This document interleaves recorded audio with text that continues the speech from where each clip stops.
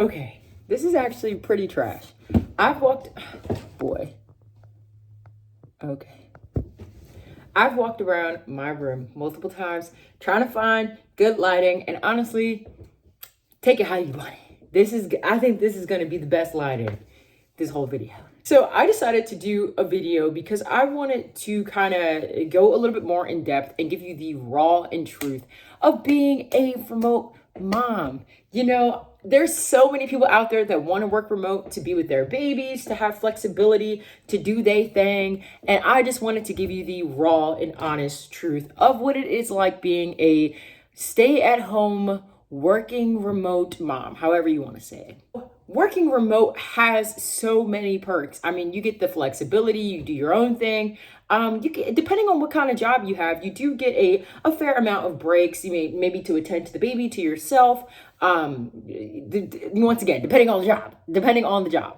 And I would say with me, working remote has been a bittersweet experience. Now, the sweet part of working remote is, yes, I do get this flexibility, but it is very, very hard to balance working as well as that life portion, you know, especially when having a kid. I don't know how many babies you may have, especially if you are working remote.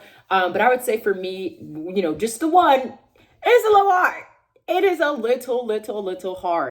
What makes this hard is being able to give the baby enough attention, as well being able to dedicate enough to your job. So that is kind of like one of the raw things that you're going to deal with when trying to work remotely, is being able to work and watch that baby. Diving into the second portion of what makes this hard is a lot of the remote working jobs are call center positions. Even if they don't say call center, you are going to be making calls. So what makes this very difficult when wanting to work remote and having a baby is, how are you going to make calls and have that baby? You can't call with your baby in the back crying. You can't have baby on your lap, you know, and work remote at the same exact time. So that is something to think about when deciding to work remote, is that if you do have your baby, and your baby is vocal or your baby is crying and you are working remotely and you may have a job that is a call center position, it is going to be dang near impossible, especially if you're doing some form of scheduling of some sort and you're going to be on the line for quite a while. Having to sit and be on the phone, and you know your baby may be a little vocal, that is definitely going to be a crucial part, because like, you don't want to risk your job. So that is something that you have to think about when deciding to work remotely and having a baby. So the third thing that I was going to say to keep in mind when deciding to work remotely and you have a baby is, first of all, that training portion. And what if you have meetings on Zoom? If you have Zoom meetings and you have your baby, how are you going to make this work? So that's probably like really, really hard. Now, I personally haven't had to go through training with a baby. For my job in particular, I was in person for quite a while before I was transitioned over to being a remote worker. And by the way, I didn't even know my job did that when I first did the job. Like, God just had my back, because I didn't know what I was going to do with my baby once I had a baby. But I was employed by my employer when I was pregnant, and I did make that very clear. So maybe that's why I was transitioned over to work remote. I don't know, but I am very, very, very grateful.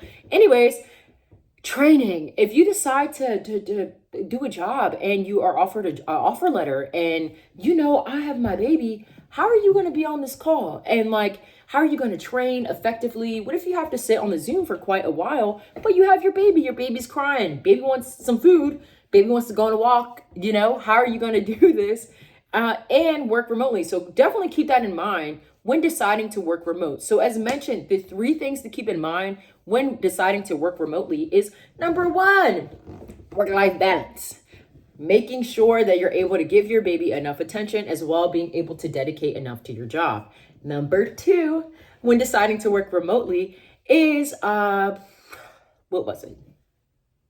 Dang. Oh, if you have a call center position.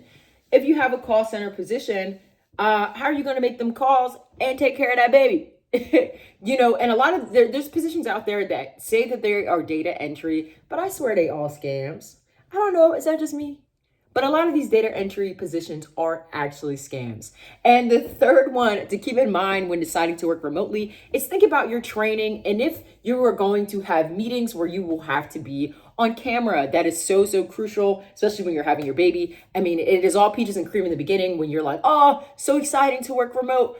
But if you know that you're going to be the only one at home having to attend to your baby a large portion of the day, it is actually going to become impossible. Or it's going to feel impossible. I don't know. Maybe that's just me. Maybe you want to give it a try anyways. But if this video was very helpful, maybe you are considering trying to work remote, definitely keep all of these 3 things in mind when deciding to work remotely. And hopefully this video was so helpful for you. Make sure to comment, like, and subscribe. And I will connect with you all another time.